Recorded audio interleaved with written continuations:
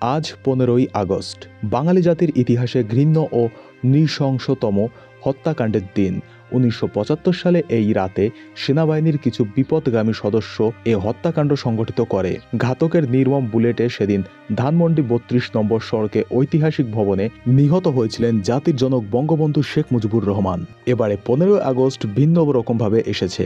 দিবসটি নিয়ে গত 16 বছরের মতো এবার কোনো আয়োজন নেই। প্রকাশ্যে কোনো কর্মসূচি ঘোষণা করেনি বঙ্গবন্ধুর হাতে গড়া সংগঠন আওয়ামী লীগও। এর আগে দিবসটি জাতীয় শোক দিবস হিসেবে পালিত হয়ে আসছিল।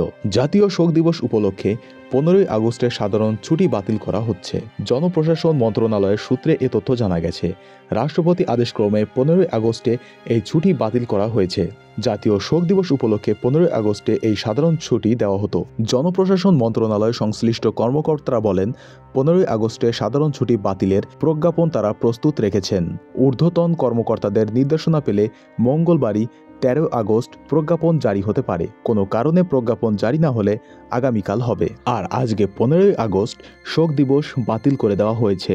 খোলা আছে সমস্ত শিক্ষা প্রতিষ্ঠান, অফিস, আদালত। এর আগে অন্তর্বর্তীকালীন সরকার প্রধান উপদেষ্টা ডক্টর মোহাম্মদ ইউনূসের সঙ্গে বৈঠকে 15ই আগস্টে জাতীয় শোক দিবস ও সরকারি ছুটি বাতিলের পরামর্শ দিয়েছে বিএনপি সহ বিভিন্ন রাজনৈতিক দল। গতকাল সোমবার বিকেল 4টায় ডক্টর ইউনূস বিএনপির সঙ্গে বৈঠকে আলোচনা শুরু করেন।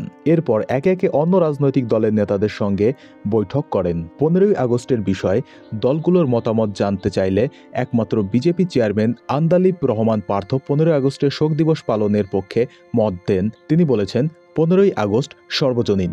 যতটুকু শ্রদ্ধা পাওয়া উচিত ততটুকুই শ্রদ্ধা যেন পায়। অন্তর্বর্তী সরকারের রাষ্ট্রীয় উপদেষ্টা ব্রিগেডিয়ার জেনারেল অব এম সাখাওয়াত হোসেন আজ মঙ্গলবার পিলখানার বর্ডার গার্ড বাংলাদেশের বিজেপি সদর দপ্তরে বিজেপি হাসপাতালে চিকিৎসাধীন বিজেপি সদস্যদের খোঁজখবর নেওয়ার পর সাংবাদিকদের সঙ্গে আলাপকালে বলেন, আজ বিকালে উপদেষ্টাদের বসার কথা রয়েছে। সেখানে আমরা এটা নিয়ে আলোচনা করব। সেখানে বিষয়টা নিয়ে সিদ্ধান্ত হবে।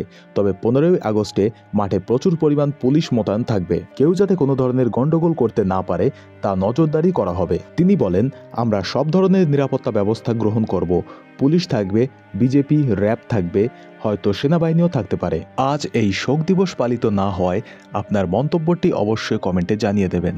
ভিডিওটা দেখার জন্য ধন্যবাদ।